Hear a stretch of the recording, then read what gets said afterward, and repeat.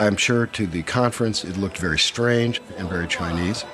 To me, I look at it a little differently. As somebody who studied this, I feel the weight of a body, many bodies, upon their shoulders.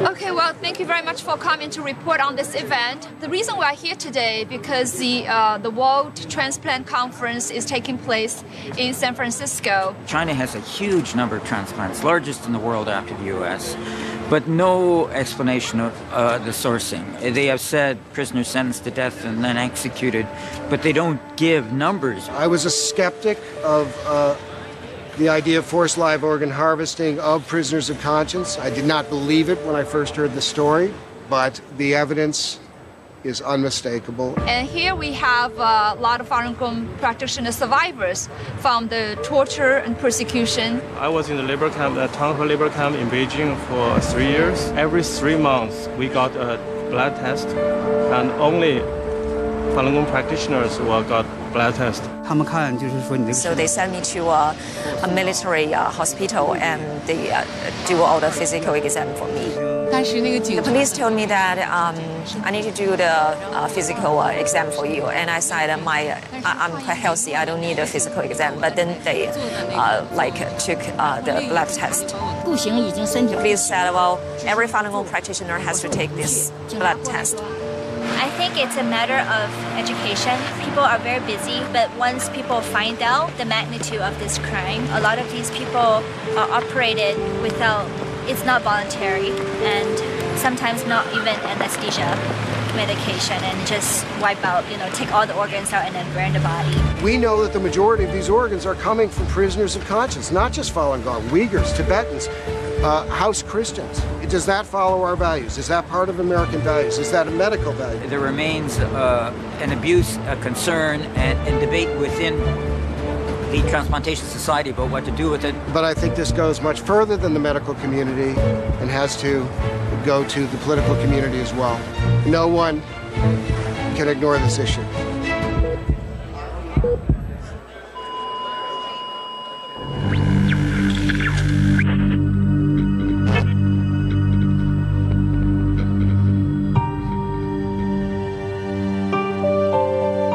Think of this story as a murder mystery. Murder seems to have been committed, perhaps tens of thousands of murders. The mystery is why so few people seem to be paying attention.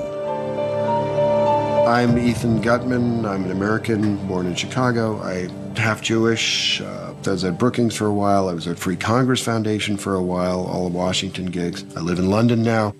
Over time, I became very interested in China.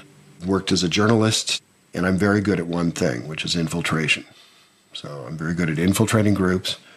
I think that's because people believe that I'm basically honest and fair. I was in Beijing when the Falun Gong crackdown occurred in 1999. Watched it happen.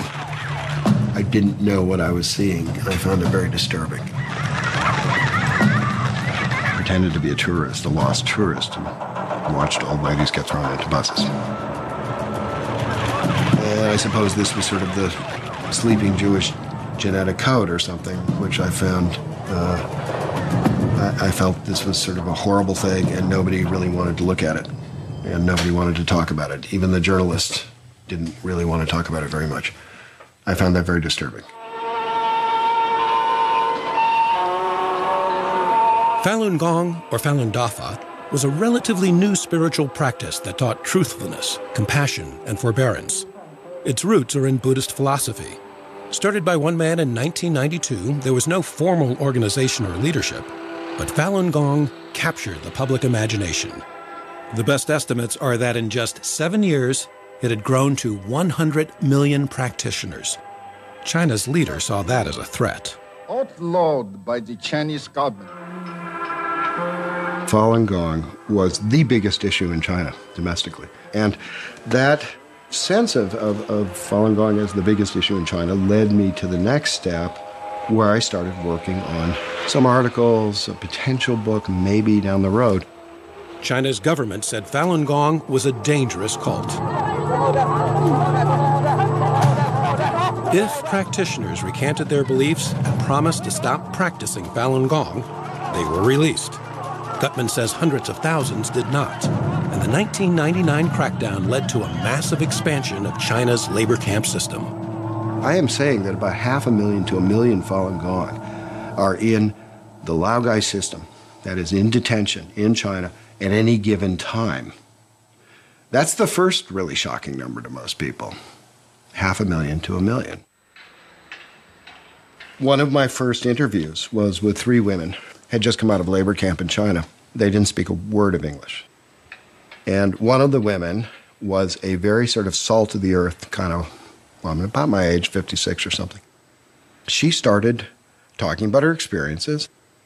And along the way, she said, well, you know, I was tortured, then they gave me a physical, and then they took me and put me in this room, and then I was tortured some more, and I was just like, wait a minute, let me hear a little bit about this physical. And I kept bringing her back to it. And she kept getting increasingly annoyed. It's like, you stupid white guy, don't you get it? I mean, I'm talking about torture, I'm talking about hunger striking, I'm talking about my resistance and my spiritual awakening in prison. I mean, they were serious issues. She had a lot to say, but her exam said much more than she was saying. I mean, it was absolutely uncanny. She described an exam, when I really questioned her about it, that made no sense from a medical standpoint. It was as if somebody was checking the health of her organs and nothing else. I could find no medical explanation. I've talked to many doctors. I've never found any kind of there's no other explanation for what was happening. And the most telling, of course, was the eyes, that they shined a light in her eyes, did not do a peripheral vision test, did not do anything involving eyesight. They're just checking the corneas. And I admit that a chill passed over my spine. I said, I didn't say it aloud, but a chill went down my spine. Oh my God, this is real. This is in labor camp. Basically, people get starved and beaten in labor camps. They don't get sent to top-flight hospitals.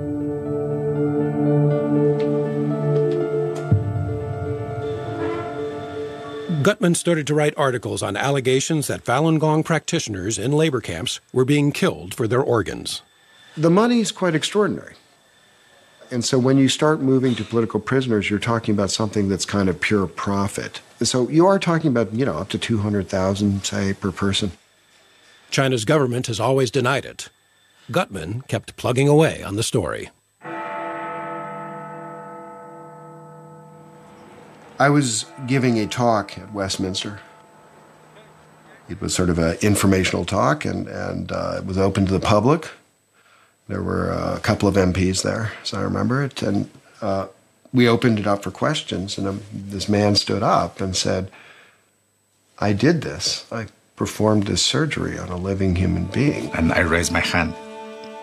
And they called me. I said, what I'm going to say is not question, also is not common. I want to tell you a story.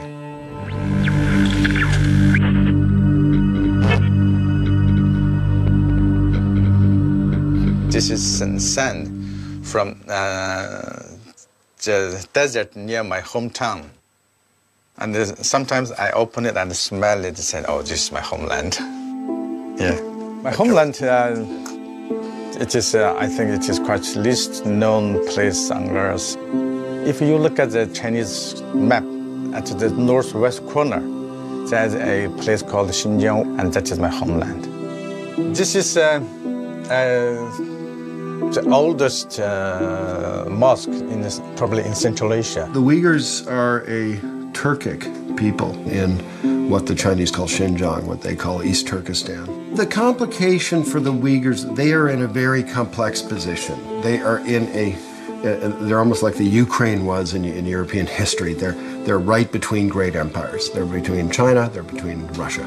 The Chinese came in under Mao and basically took over the country. The hospital I worked is called the Central Railway Hospital of Urumqi. And I started working as a doctor since 1986. At the beginning, I was a general surgeon. We do everything. Chinese law allowed for organs to be taken from prisoners sentenced to death, murderers and the like, but it was not a common practice. Serious criminals are often not suitable donors because their health is poor.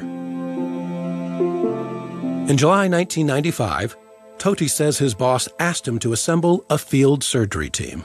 And he said, can you, tomorrow morning, can you bring that mobile operation equipment and 2 or 3 nurses and waiting for me at the hospital gate?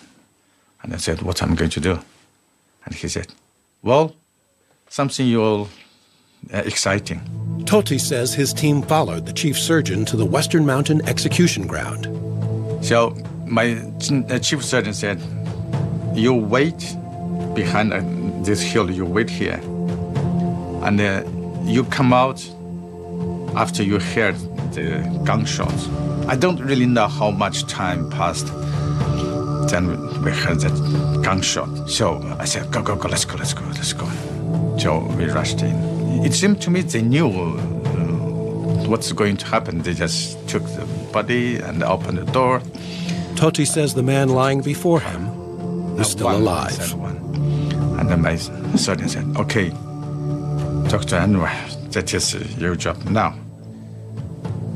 To, as quick as possible, remove liver and kidney. From my common sense, that I understood that I don't need to wait for anesthetic. So you don't worry if you hurt or if you damage the organ next to it, because you don't care. This man died not because of that shot. That shot to his right. They tried to avoid this heart. Right. So generally, if you receive one shot to the right, you can survive. He received shot to the right, and I removed his, and he's dead. Chief surgeon, they took these things and they put into a special box. I have never seen such box, 2. And they said, okay, now you take your team back home, and remember, nothing happened today.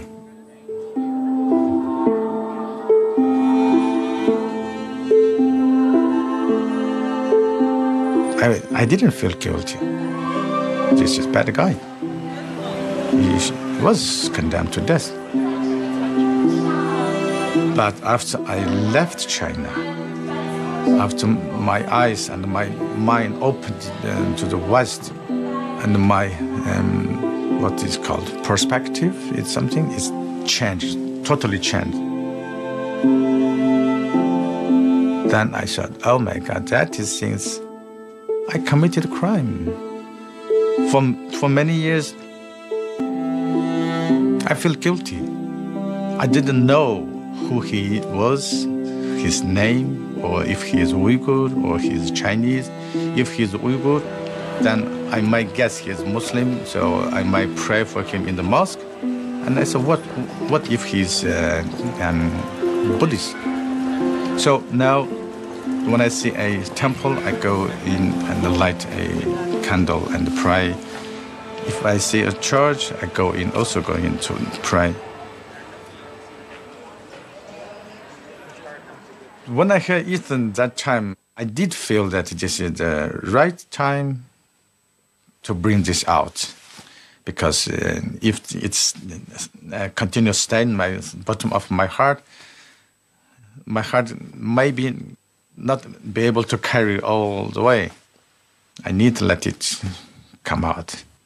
So that day was the first day I confessed. On that day, did you feel a weight? Yeah. Finally, I said that. I said, finally, now the whole world knows it. Direct experiences in relation to organ harvesting in China, Enver. Toti has since testified several times to various governmental bodies in Europe. What I'm certain is This kind of organ experiment started from Xinjiang quite early. And I guess there's a reason because that nobody in the world is standing for us. Xinjiang means new territory to Chinese. It doesn't mean, East Turkestan. It doesn't mean somebody else's. It's new territory, new frontier. To me, this was one of these major stories. It was really important. Sure, it goes back a long ways. Sure, it goes back to 1995.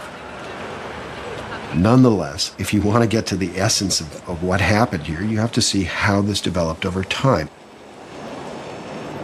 If you even want to understand Nazi Germany, you have to understand they did not start with the Jews. They started with cripples. They started with people who were mentally challenged. And then once they realized that the public could kind of accept that, they started moving to the next measures. So I think it's very important to look at how these things develop and how societies can come to accept them at all, and how can medical establishments particularly come to accept them. And Enver Tohti is the missing link on that, because he shows you that anything is possible. For Tohti, life in England has not been easy.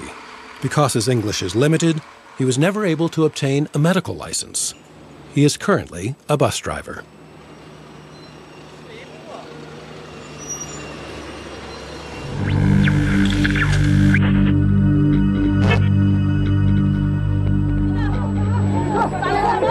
By 2000, Falun Gong practitioners were disappearing into labor camps in mass numbers. At the same time, Chinese hospitals began promoting their organ transplant expertise. I'm David Matus, and with me is David Kilgore. We've been asked to investigate allegations that there has been harvesting of organs of Falun Gong in China. David Kilgore is a former member of parliament and former cabinet minister for Asia Pacific, and I'm a Winnipeg lawyer doing immigration, refugee, and international human rights law in Winnipeg. And we have now done our investigation, and we're producing this report. And I didn't know whether it was true or not, and so my task initially was to try to figure out a way of approaching the issue so that I could either prove it or disprove it and not just walk away and say, I don't know. The number of executions in China varied widely depending on who was counting. But Matus says no matter which number he used, the number of executions and the number of organs didn't add up. The transplant volumes increased substantially after the persecution of Falun Gong began. And I mean, there's a lot of other evidence, but the most likely explanation for the increase is the Falun Gong. We pursued every investigative trail we could find. In the report, you will see that there are 18 different avenues of proof and disproof we considered and evaluated. Our bottom line conclusion, after considering everything as best we could, was that the allegations are true. We believe them to be true, that this harvesting is indeed happening. Matus and Kilgore issued their report in 2006. Since then, Matus has continued to investigate and tried to spread the word. For me, one of the most chilling things was the blood testing, organ examination, which was happening only to Falun Gong and nobody else. And I'd meet these Falun Gong practitioners around the world who basically didn't understand it, weren't interested. I mean, what mattered to them was they were arbitrarily detained, that they were tortured, they were asked to recant. And to them, I mean, the blood testing was just an incident. I would ask them about it, and they all, everywhere, without talking to each other, without knowing each other, said the same thing. Matus says what made Falun Gong organs especially attractive was the practitioners' healthy lifestyle. They do not drink or smoke. On many of the recordings of phone calls made to more than 100 Chinese hospitals, doctors assure callers that transplant organs are from healthy Falun Gong practitioners. 都是那种健康的法轮功是吧？健康的法轮功。对，看精神学好的才能做完，因为这种东西做了要保证质量的。那是都要像你们都要做监狱去自己去挑选是吧？对，肯定挑选。Chinese officials say the recorded phone calls are a hoax. The Falun Gong, when they were arrested, originally it was a catch and release system, and they'd be sent back to their home community and victimized there. What had happened is then they'd go back and protest again, and the second time they wouldn't say who they were or where they were from in order to protect their home environment. Matus says the effort to protect family members and friends from harassment resulted in hundreds of thousands of unidentified people in prison. this huge population, extremely vulnerable. Family didn't know where they were. Jailers didn't know who they were. They weren't going to release them without recanting. And they became this just vast sea of expendable humanity. Matus says that vast sea brought in vast sums of money. His report laid out what Chinese hospitals were charging Westerners for each organ. $30,000 for corneas, $62,000 for kidneys, and more than $100,000 for livers or hearts. Matus says he found no smoking gun, but believes more than 40,000 people were killed for their organs in a 6-year period. I mean, what's the explanation for the increase of transplants? And originally, I mean, they have a bunch of kind of implausible scenarios, but one of them, they said, well, we had a lot of doctors trained in the West who came back, and were able to do more transplants. Well, that explains how they could do it, but it doesn't explain where the organs were coming from. That part of the debate is over. It is not up for discussion as to whether murder for parts is taking place. It's now just a question of whether we're going to continue to put up with it. Art Kaplan is one of the leading medical ethicists in the country. And while he was convinced, the report received just a bit of attention elsewhere in the U.S. People are mostly concerned about what happens in their own backyard or their neighborhood, and to get people concerned, I mean, they never heard of Falun Gong before, they don't know what it is. There's a tendency not to get involved. As an international human rights lawyer, I think it's important for people to reach across linguistic, cultural, geographic divide to express a common humanity and solidarity. I mean, that's what human rights is all about.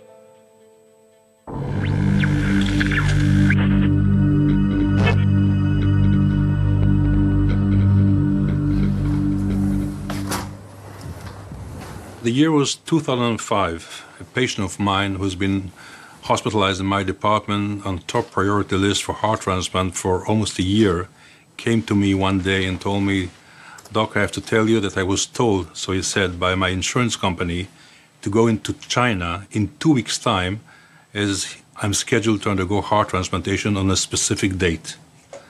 And I looked at him and I said, "Do you listen to yourself? How can they schedule a heart transplant ahead of time 2 weeks?" He said, "I didn't bother to ask. That's what they told me. That's what I'm going to do." Until the day, not a single Israeli went to China to undergo heart transplant. Many Israelis underwent kidney transplant before. And being a heart transplant surgeon, I always thought, well, probably they're going to China and a poor Chinese farmer is selling one of his kidneys in order to make the economic status of his family better. I didn't pay attention. But this patient, as I said, was the first who was scheduled to undergo heart transplant. And that's obviously a totally different story, let alone the fact that he was told to come on a specific date. And sure enough, the guy went to China and got his heart on this very same date that he was promised ahead of time. So this led me, for the first time, to find out what's going on. How can the Chinese offer people heart transplant ahead of time? After reading Matus and Kilgore report, and again, after looking at the numbers didn't fit. I mean, you cannot explain the number of transplants just by using the organs from executed prisoners. It simply doesn't add up. So once Kilgore and Matus brought this new information, it all made absolutely sense. What I found out more was the fact that not only this particular Israeli, as similar to the previous kidney transplant Israelis who went to China, doesn't have to pay a cent out of his own pocket because his medical insurance and sick funds reimburse fully the entire operation, which made the Israeli participation in the process de facto as if we are looking at what's going on in China as ethical and legitimate.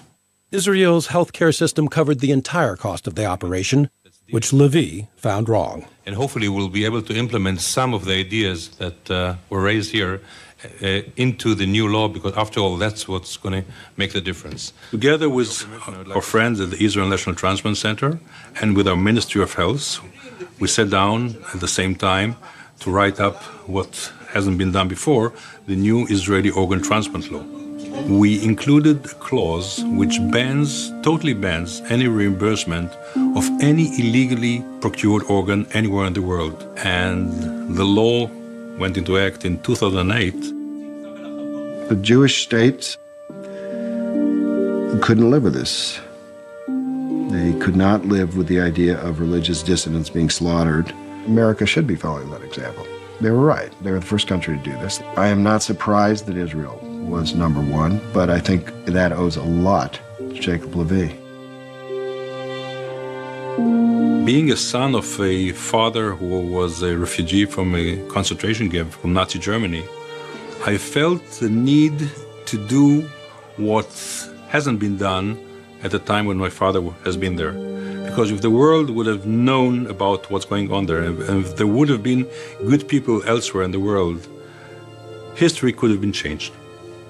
And this was what motivated me into doing all this. And I'm sure that part of the answer to why did the Israeli people stop going to China after the law, in spite of the fact that they can still do it out of their own pocket, has to do somehow with the history of our people. Israel's law passed even though the Chinese government denied allegations of organ harvesting, and even though the Metis-Kilgore report could only estimate the number of those killed. I don't think the numbers, the millions there or the tens of or hundred thousands here makes a difference. It's a principle of taking the life of innocent human being and just killing them for their conviction, for their belief. It's as simple as that. So I think what Levy did was a game changer. And I'm hoping to see the same thing happen in Australia and Canada, Scotland, Ireland, and Westminster, Berlin, U.S. In Spain, they changed the law after our report came out. In Australia, they changed the policy for training of transplant doctors from China after our report came out. In Malaysia, they stopped paying through the health system for anti-rejection drugs for people who go to China for transplants after they come back. And so there's been a number of changes around the world. In the United States, these changes were barely noticed. One reason may be how Falun Gong practitioners tell their story.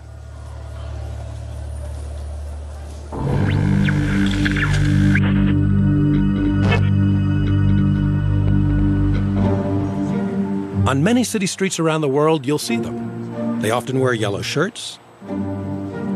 They push literature at passers-by, demonstrate at public events, and tell stories of torture. Two male policemen, they were put me taped, handcuffed me to that position. That 2个手铐在紧紧的，完再用这么宽的布带子把双手缠上。 Both of my hand was handcuffed to the top upper back. I went through all kind of torture. Yeah, 被吊起来打，昏过去，醒来后又死人床上抻下来，跟死人一样。I was handcuffed and then tortured physically, almost died. At that night, I was tortured and interrogated, and they just tried to force me to tell my name. And then I resisted to tell them my name, and then they just put a number on my left arm. The Chinese government continues to say Falun Gong is a cult. For many Westerners, Falun Gong does look foreign and sometimes disconcerting. This attempt to characterize practitioners of Falun Gong in any way whatsoever is just kind of a stereotype. What you're dealing with is a victim community. I mean, you don't expect the victims to be journalists, researchers, human rights defenders. I mean, all they can tell you about is their own personal experience. It's like faulting the Somalis for not talking convincingly enough about clan warfare, or the Syrians about not talking authoritatively enough about Assad. I mean, it's unrealistic to expect the victims to shoulder the burden of presenting their case.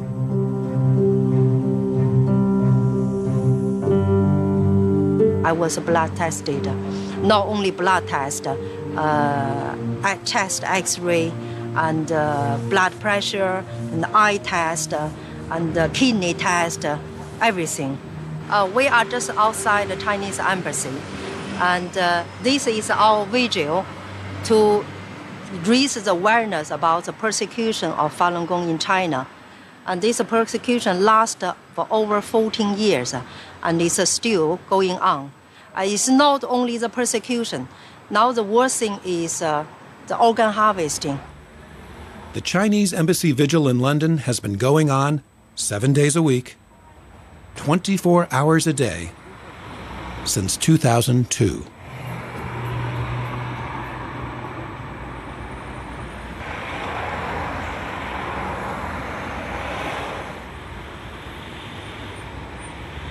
I've been doing it since 2001 because I started practicing Falun Gong in 2001. I read about the persecution and I thought, well, what's all this? It touched something inside me. If it's gone so far without the persecution stopping, then there's something seriously wrong with humanity. Must be. I'm amazed that the world is turning a blind eye, basically, to mass murder going on in China, and all because they owe loads of money to China. And I'm thinking, well, this is absolutely incredible, isn't it? So we're standing here doing this and no one else is doing it. This has been a complicated story from the beginning. Make no mistake about that. There are language difficulties, there are cultural difficulties. These are not cute and fuzzy figures like the Tibetans. There's one final reason, which is the way Falun Gong presented itself. Look, a lot of Falun Gong are coming out of the mainland, right? So they have a tendency to use Chinese Communist Party methods of propaganda or press. This is the way they know. But they're not going to work so well over in the West. When things are stated, they are stated in a kind of extreme way. The difference is, of course, when you sit down and actually talk to these people, they're perfectly literate and mindful. They just have a different perception of how media is supposed to run. And it's taken them a while to learn the Western method, which is quite different.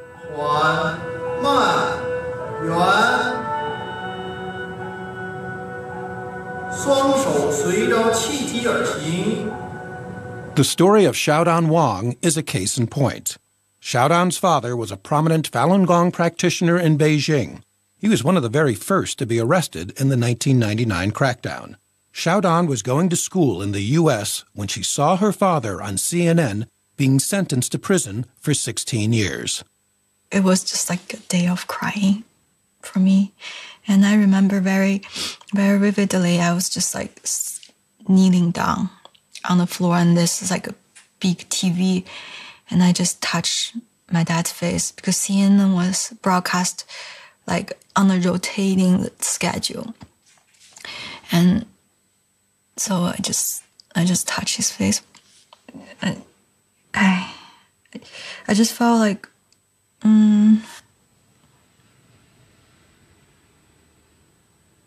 I just felt my whole world has changed. The shy 18-year-old girl slowly became an activist. To society, like teachers, doctors, musicians, they were all tortured to death. And I really want to make things right for my dad, because he's been accused and he's been wronged, and everything happened to him is so unfair. A college student was touched and decided to do a documentary about her struggle. I'd been working on different things to stop the persecution. It just felt a little abstract for the American people. When you talk to them about 100 million people being persecuted and families torn apart in China, it's like it starts to get more and more removed from the reality that they know, and there's no face to it, you know? So when I heard this story about her and her dad, I realized that this was a totally different angle. Jeff helped Xiaodan create a website, freemydad.org. They fell in love and eventually married. Xiaodan says because her father was relatively well known, she was never worried that he would be killed for his organs. Her campaign focused mostly on her father and the persecution, not organ harvesting. But the two issues are closely linked. When I first tell people about organ harvesting, I think that they're shocked. Like it's a disbelief, but those conversations don't seem to go very long. I think that people, I don't know if they don't believe it or they can't fathom it enough to want to carry on a conversation about organ harvesting.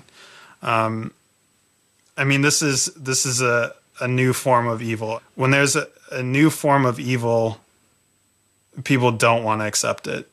When I first heard of organ harvesting, I felt it was beastly, like acting to its own citizens. But I just said there's no more standards anymore. I was really outraged. I think this is pure evil. Yeah, this is definitely pure evil. Yeah. And he looked like this. After 15 years in prison, Xiaodan's father was released in late 2014. She hopes Chinese authorities let him come to America. He's very old now. He's 66. And, personally, I really want him to be here because it will make my life much easier.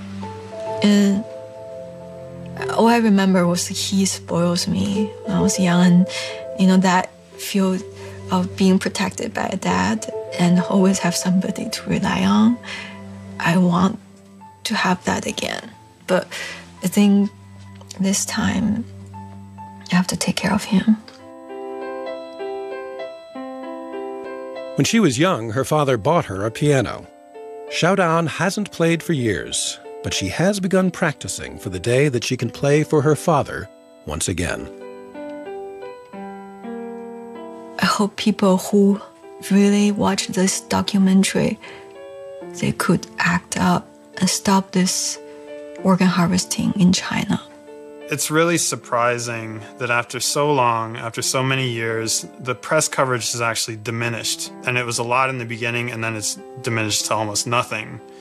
And it's just shocking to me that with more and more evidence mounting about things like organ harvesting or the labor camp system, that the coverage becomes less and less. It should be getting more and more. And the public outcry for the U.S. to do something about it should be getting stronger.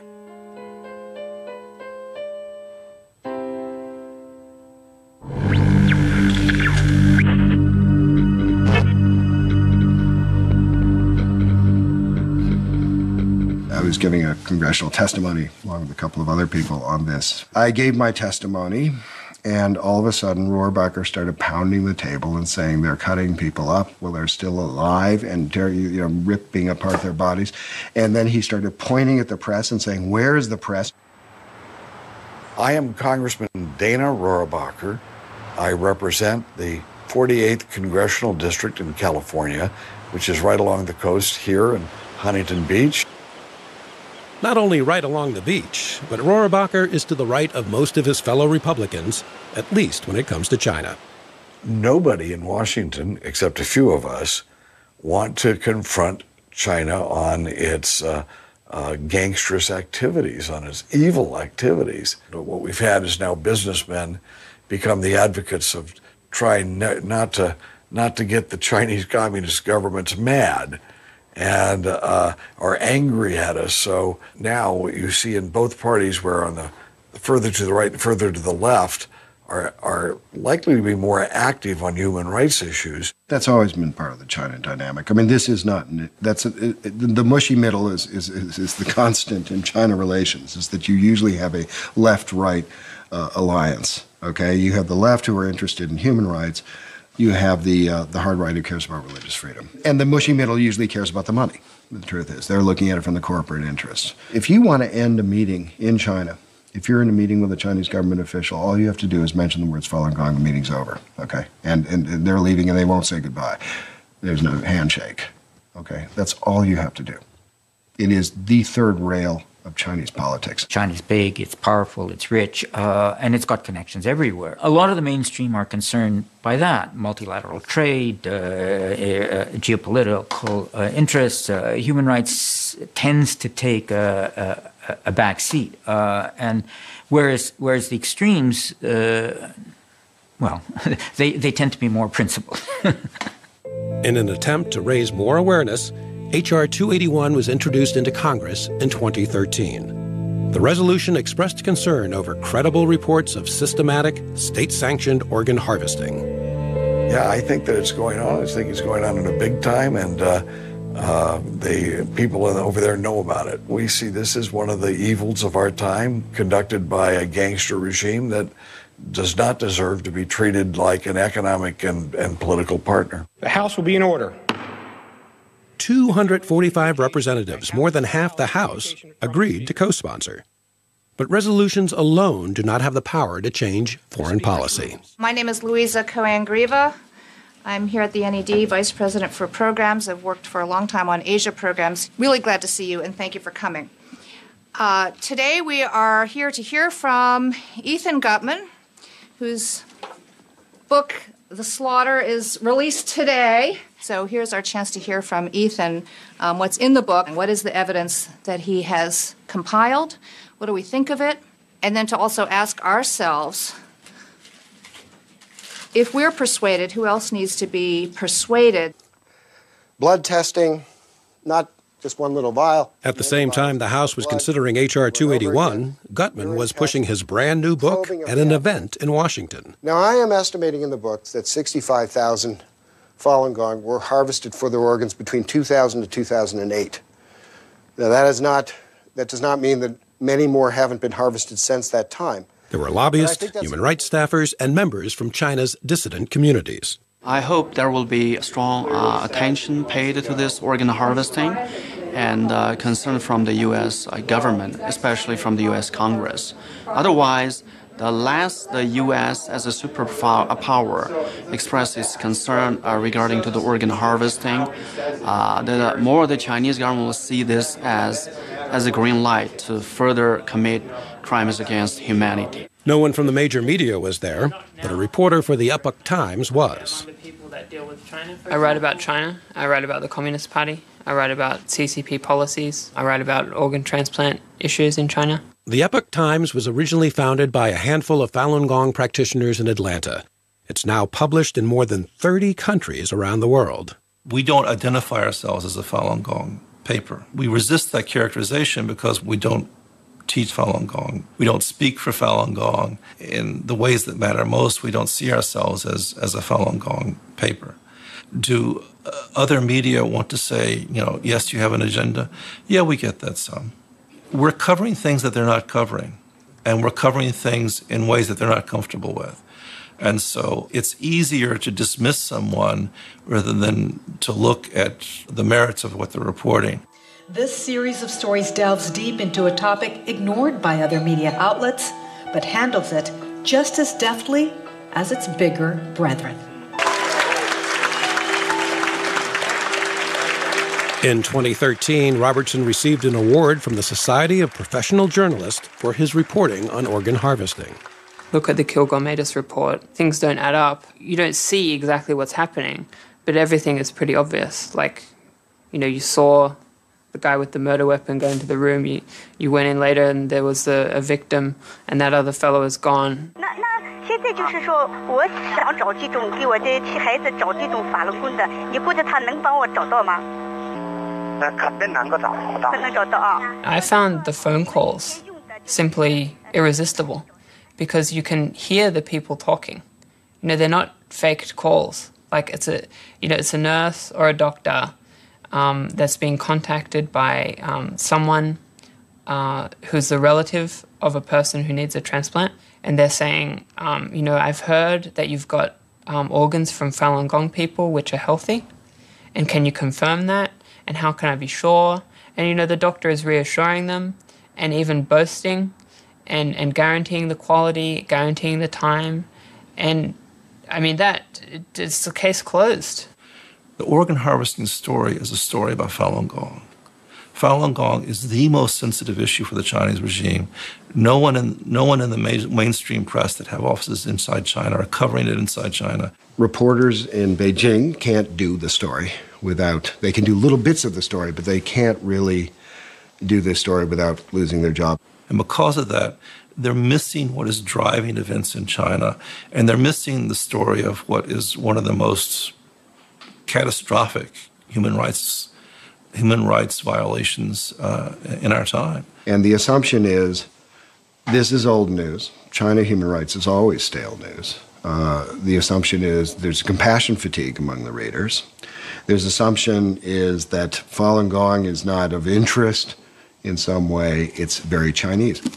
They're not wrong about some of this. David Matus said, this is a form of evil never seen on this planet before. But they've been killed in a way that violates everything that we think sacred, the dignity of their body, the role of the doctor, the role of what the state should be. It's not just mass murder, it's this particular kind of mass murder. Pursuant to Clause 4 of Rule 1, the following enrolled bills were signed by Speaker Pro Tempore Harris on Wednesday, December 17th, 2014. Despite having 245 co-sponsors, H.R. 281 never came up for a vote. It died when the 113th Congress adjourned.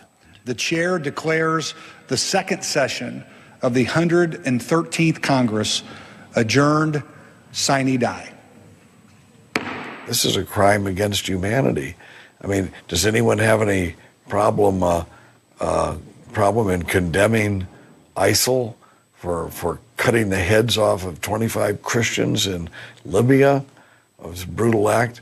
Well, that was awful, but there are hundreds of people, if not thousands of prisoners. They're being put in jail by the thousands, and the brutality and murder of these people, and then making letting the government, the gangsters who are doing this, make a profit at it. I mean, how obscene is that? The environment would be completely different if the media were covering the story. Imagine that resolution not coming to a vote if the New York Times, the Washington Post, Bloomberg, PBS, CNN were regularly covering organ harvesting. It wouldn't be possible, Somebody would ask the majority leader, how come H.R. 281 is not up on the docket? Somebody would ask, and they would be embarrassed. But now there's no price to pay because that discussion isn't taking place. This is what a press is supposed to do. Who owns the media in our country? If you're trying to figure out why something is covered or not covered, figure out who owns the media. How many films have you seen that portray China as the bad guys? And this is an evil, evil regime. It's the world's worst human rights abuser, but I haven't seen many movies about it. It has been, to date, difficult to get attention paid, and I think there are two reasons. It's a little bit hard to believe that it could be so, that doctors are complicit with the kind of atrocities that we know are happening in prisons. And yeah, it's difficult. So if that's your question, it is difficult to get attention paid, but also what do you do about it?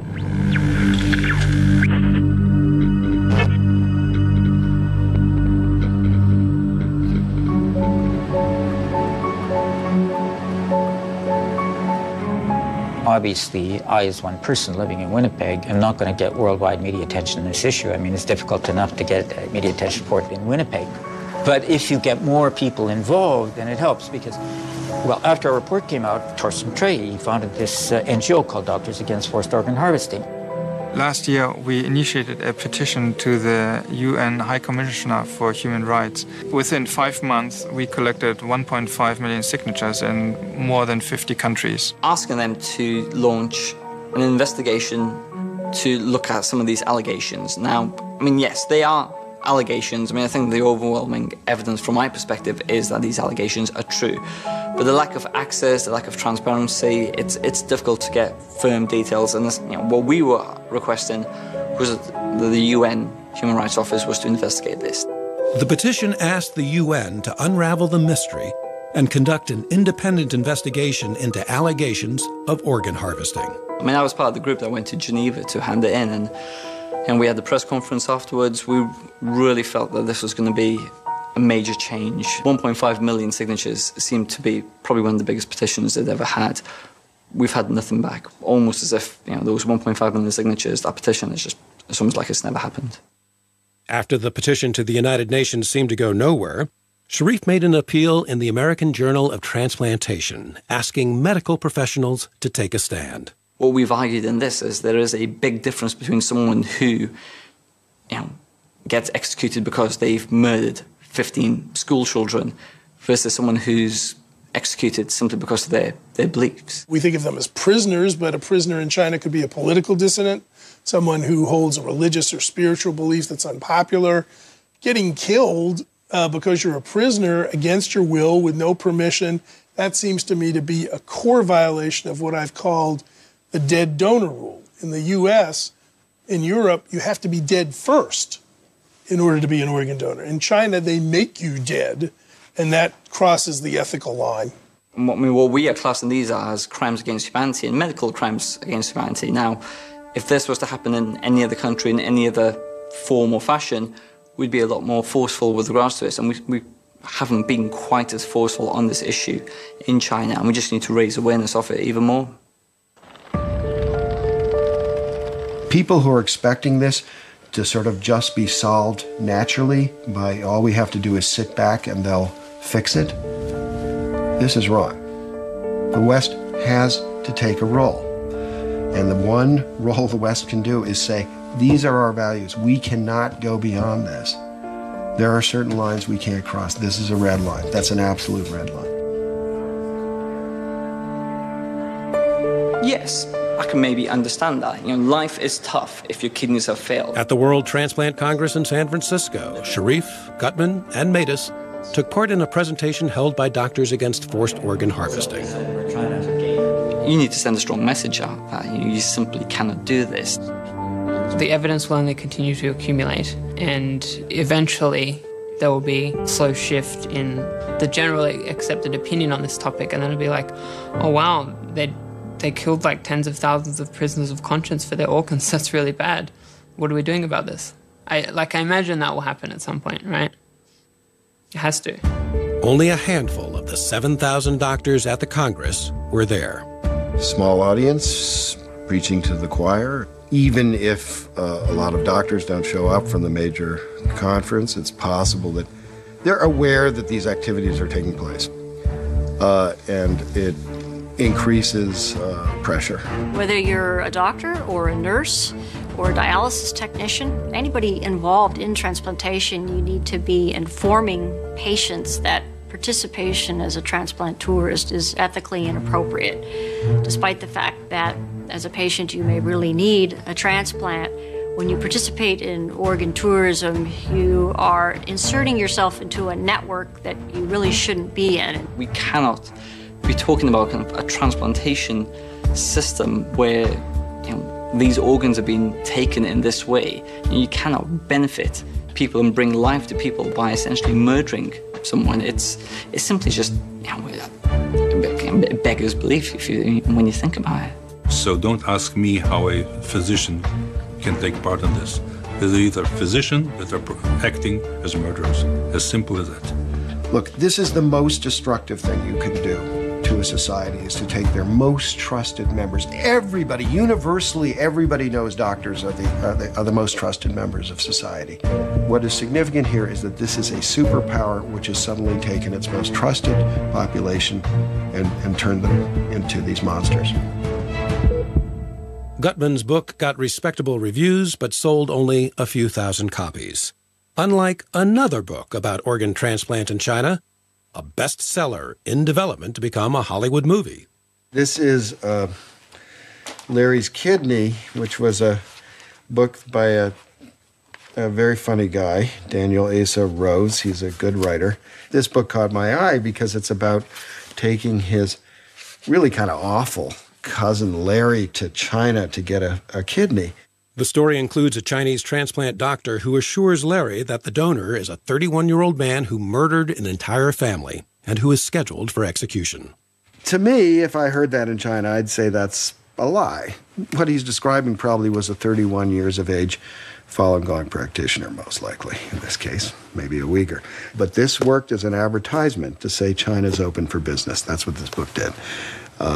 And that's a problem. That's a mark against him. He can make up for that by participating in the movement to stop this kind of organ tourism. That's my feeling. I mean, this is the mitzvah. This is what you have to do. Enver Toti, the surgeon turned bus driver, says it's been 20 years since he removed the organs from that live prisoner. It remains a mystery why so few people have ever heard about the thing he says he cannot forget. This is my experience. This is a real, true story. If you keep silence, this tragedy will continue. And people, they just don't want to touch this evil. Because if you touch this evil, maybe at the end of the day, you may not be able to tackle this and the consequences. That is my guess.